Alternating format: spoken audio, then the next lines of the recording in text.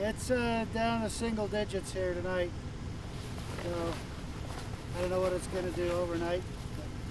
Probably going to stay about where it's at. Well, that's a crude little rig right there. This stuff hanging around me. Tonight I'm just going to bed. I'm hoping that the shelter I made up a week or so ago, I'm hoping it's still kind of available.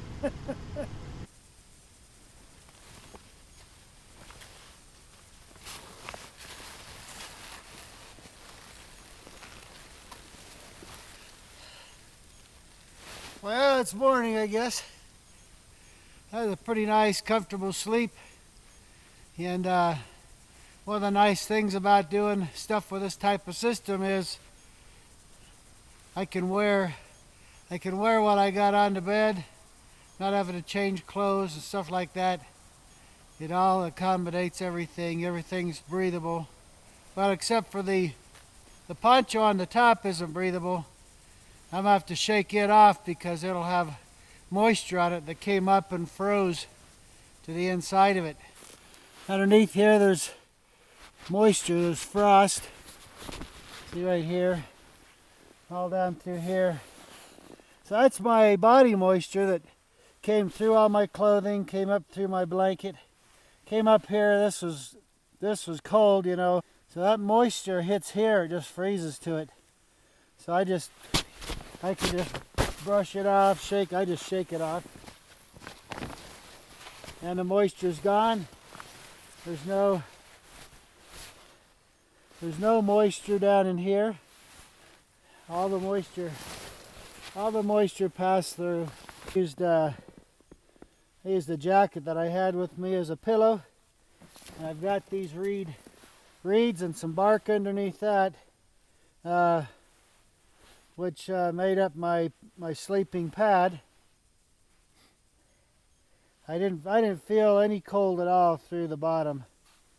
So this the stump of the tree that's standing up, and then some wood that I piled up here a week or two ago, kind of shielded the back wall a little bit from the wind that typically runs this direction, and made kind of a little depression in there, and that's what I laid my sleeping setup down into. Last week out ice fishing, a friend of mine brought a big log, and he had to take a chainsaw and cut a hole in this bottom side and a hole down the top in the middle and lit that thing on fire like a little rocket stove. And that thing burned half the day at least. It was kind of nice. I thought I'd try making a small version. I want to try to see if I can like heat up a thing of water for some soup or what, I don't know, something. So let's see what happens. You know, it might be like absolutely ridiculous, but I've done that before, and this might be another case of it right here. So you see I drilled a hole down the bottom, cut some little grooves in here for flame to come out. Then in the very bottom I stuffed some of the shavings I packed them right in there from when I drilled the hole.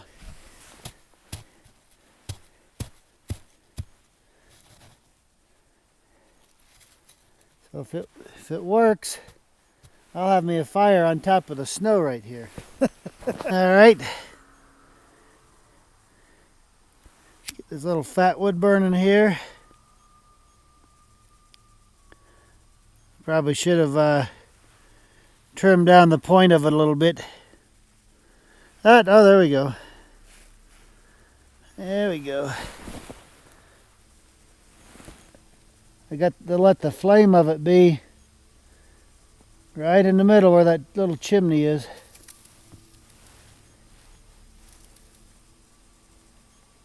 That didn't work trying to shove it in this side hole because it couldn't ever get enough flame, so I relit it and dropped it down through the top.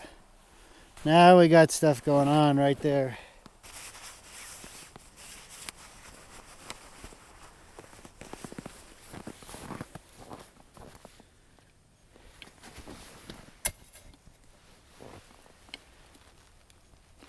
Well, See, my water's kind of frozen, but not all the way.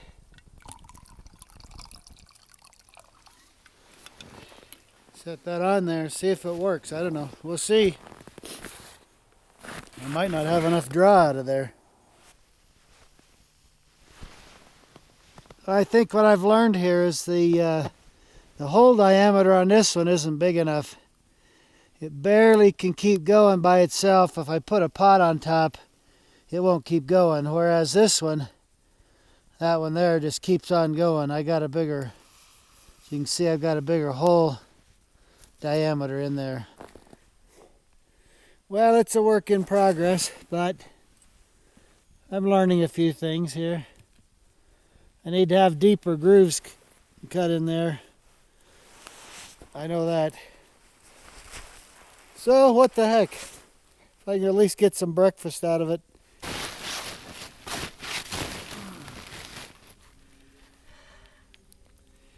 Well, that's nice. Sitting right here in the sun and sit on my bed here. Have a little breakfast. I have a simple breakfast today. Ramen noodles.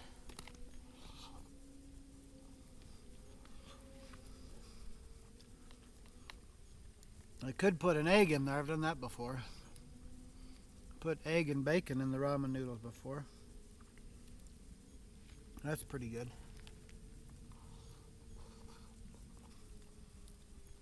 When I stop working and doing things and you just sit down, you feel the chill a little bit. Now I want to show how to make a super shelter. I'll be using our new super shelter kit for ponchos. And I was going to build it elsewhere out here, and I thought, you know, this log's already laying over here like this. That makes the top of my shelter. Why go reinvent the wheel? It's already sitting here. So I'm going to show you how, with this kit right here and a poncho, any of our ponchos, you can make a super shelter that will enable you to sleep through the night without needing any sleeping gear. Now, a super shelter, basically it's what we're doing is making a greenhouse, really, but you could have the sun be shining in and warming you, and at night you could have your fire. So the fire is going to go 3 or 4 feet out from the front. It's going to be a long fire, about 6 feet long or so, and we have a clear window that is included in the kit, and that's going to hang down the front, so the radiant energy from the fire can penetrate through there and help to warm us up. Alright, so let me show you the components of a super shelter. So any of our ponchos, this is one of the Super UL ultralight ponchos, but you can use the one I used last night. This is the HD poncho out of ATAX IX. Any of them will work, it doesn't matter. The poncho, not so much in this case, not quite as much, provides some structure and strength to the shelter, but the log here is so big it's going to provide a lot of that anyway. But I'm just going to use the poncho just to show you anyway how you can do it. Because you can just tie between 2 trees, you can use a log like this, whatever you want. So a poncho combined with the items of the kit. So in the kit, you've got, this is your window piece, your covering, and this is what turns everything into a greenhouse type effect. Also, we have some duct tape in here, a packet of that. I don't always use it, but sometimes you need it. Got a Mylar film emergency blanket, and sometimes you use the duct tape with that for reinforcements or different things. If you want to make a grommet hole or something like that, you can use duct tape through this to keep it from tearing. You also have 4 Easton aluminum tent stakes, 6 inches long, to be used for, often you may not use these all that much, but then again, who knows, but just to make sure you're covered. Then you'll have 3 hanks of parachute cord, 20-foot hanks of parachute cord. And also you have a packet of 6 Easy Clip minis, and oftentimes we can clip stuff together, like we can clip the blanket to the tarp, or we can clip the window ends together or whatever, or we can just provide a tie-out point where we need it. So that has multiple functions.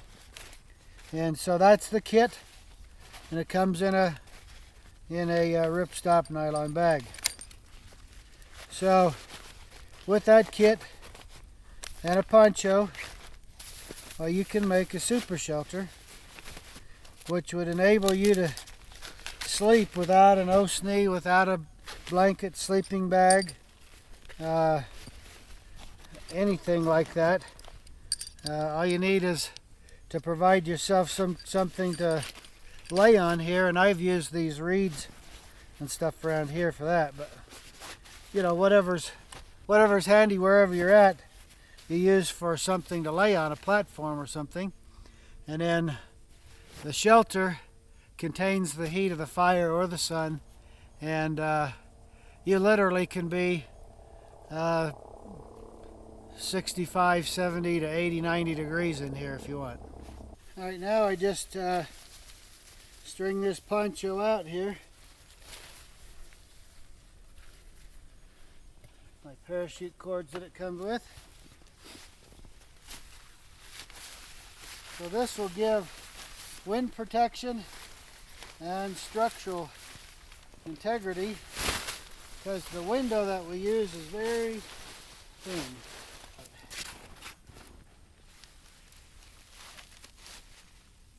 So normally you'd bring it over the front here, so everything would kind of come together.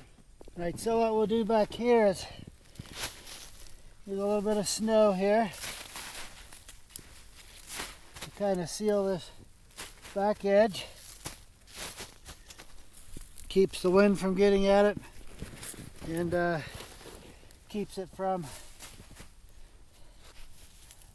falling in, keeps the wind from coming through, and all that sort of thing. In some instances, I'll just lay a log on top of it back here, and the log will do the trick. All right, now I'll take the plastic window cover that's about 12 feet wide and 14 feet long, and drape that over this whole thing right here, and that will start to create the greenhouse effect of our shelter.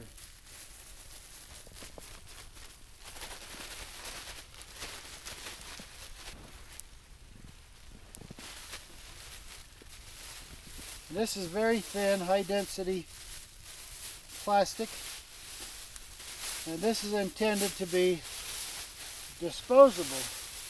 Everything else in the shelter is continuously used. Since this is going to face the fire, inevitably there will be some fire damage to it, in which case we get a new one and throw that one away. It's amazing this thin piece of plastic, how much difference it makes. It's incredible.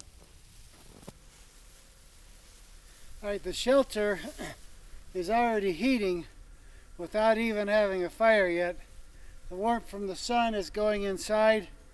It's being trapped in there. The radiant energy is being trapped inside of there, and it's already getting quite warm inside of there. All right, now we need a little bit of wood to burn.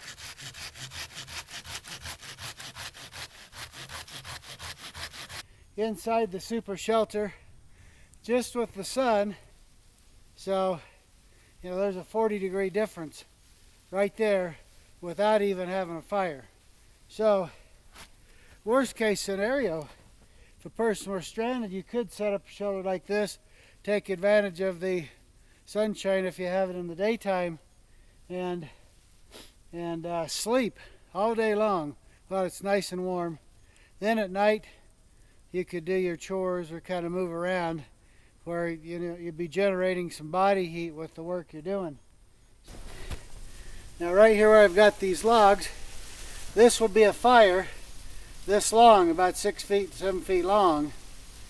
And the idea is the flames and the heat of the fire extend the whole length of that. That radiant energy passes into the shelter and warms it up inside. So at nighttime we have our own sun by using the fire. Here's another style of super shelter. And this uses the kit. I've got to still kind of tighten that space blanket up in there, kind of pull it back a little to the back. But I've got it fastened right here along the front with three of the easy clips. We've got 2 poles on the front corners. Back corners will be buried in snow. The plastic will go over the whole thing and hold it all up. So the heat from the fire will radiate straight back in, hit the space blanket and bounce down. It'll bounce around in there. The interior of that'll get warm. When you're laying up here on the platform, you're going to be getting warm by the fire. So the effect of all this is that one fire in the middle will heat 2 super shelters. And if you wanted, you could sleep 2 in this one. That one over there is a little inefficient actually, by just using the log that's laying there. That's only good for 1. You'd have a hard time getting 2 in there, but you could sleep 2 in here. So one fire would heat both shelters, keep both people warm, and all without the need of having a sleeping bag. Well, this is kind of an experiment. I'm not sure how I feel about it. I've always put up the super shelter, string a line between 2 trees, and then put my poncho or tarp over that like a lean-to, and then throw the plastic window over the top of all of that. Done, you know, and put the Mylar space blanket in to reflect the radiant energy. So I don't know if this log idea is that good, but I've got the fire going, and I don't think you can really see it from here much, but you can hear it. But I can feel the radiant energy coming through here, and the fire just barely got going, so it's just starting to warm this up, but I can really feel a lot of heat from it, even though I don't even have the space blanket in here. The space blanket makes a tremendous amount of difference. And well, it's really getting nice in here with that fire's really starting to take off now, and I can really feel it. If I had that Mylar sheet in here, it would be up here and down the backside. So I would not, right now I'm only feeling heat coming this way. I would feel heat bouncing down and bouncing from the back. So it would make quite a big difference. But I started to try to put it up here, but with all this rough stuff on this tree, it's just going to shred that Mylar thing before I can even get it up. So I kind of had to abandon that idea. But it's still warm in here. It's still a whole lot better than outside. Anyway, it's an experiment. The way I've been doing it as a lean-to is probably over a cord, is over a ridge line, is probably still the best way to do it. But, you know, you got to try stuff. Well, I'm going to tell you what, it is roasting in here. In fact, I can't stay in here too long because the snow is melting. But the radiant heat is coming. We got a heck of a wind out here. The radiant heat is coming straight through that plastic. It's reflecting straight. I can feel it straight down on top of me. I can feel it reflecting down from the back. I really like using the tent tubing back here because it gives me a lot of space inside of here that I normally don't have. When you do a lean-to, you're coming more straight up. But it's pretty awesome, I tell you. I got to get some boughs on the floor here underneath me, and I got to get some or reeds or dry grass or something so I'm not laying right on the snow. but literally, if I have something underneath me, I mean, I'm laying in here without a sleeping bag in the winter and being perfectly fine. All I gotta have is something to lay on, so I'm not laying on the snow. Other than that, I am good to go. Look at my pants. I mean, that'll give you an idea. This is infrared energy being reflected, and it's invisible, basically invisible to the eye, but it's obviously heating my pants up, because look at them steaming right there where they're damp. That gives you a good indication of how intense the infrared is off that fire. It's really crazy. Well, I tell you what, even both of these shelters today are experimental to me, super shelters. I've always done super shelters just as a lean-to on a ridgeline between two trees. So that one's freestanding with just two poles up, and this one's over a log. I've never done it that way before, so they're both experimental. But that one, I don't even have a floor in it; it's just snow. But the temperatures in there are approaching 80 degrees now, and so the infrared from this fire is going through that clear plastic, turning that into a greenhouse effect. The mylar that's in there is reflecting any heat that gets in there, reflecting it back down into the shelter so that it doesn't escape out the back side. It's just incredible. That one is warmer than this one. This one doesn't have any mylar in it, because with that log I just couldn't. There's too many jagged edges and all that kind of stuff. I couldn't get that mylar to go around there without tearing it and everything. So that's one of the disadvantages going over the log. Well, with a log as big as this one, smaller log would probably be fine. But I'll tell you what, the shelters work really nice, and it's been pretty windy here overall. One of the nice things about these kind of shelters is you get warm from the fire, but you're inside of there, you have no smoke. And these shelters, we typically pitch them up so at least you can sit up in there, that sort of thing. Really works nice. It's a great little thing right there. So anyway, a nice little experiment. I'm going to show you on the next video my traditional, I've done them before, I'm going to make a new one showing you my traditional way of doing it as a lean-to. So anyway, enjoy my time up here in the wintertime, Prairie Peacock Wilderness Innovation.